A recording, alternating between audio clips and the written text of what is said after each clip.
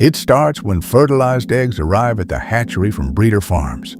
Each egg is carefully inspected and placed into large incubation machines.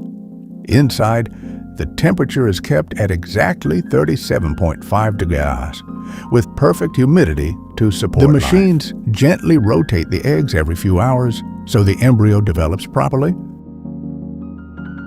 Please use a second to like and subscribe to my channel.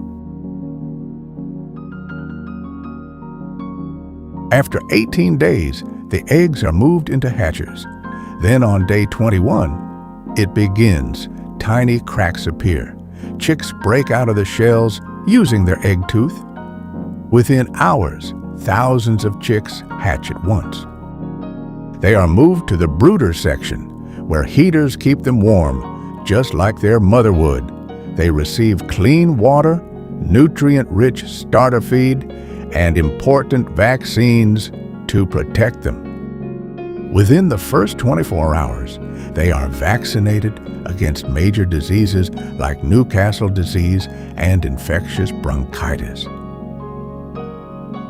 Over the next weeks, additional vaccines may be given depending on farm protocols.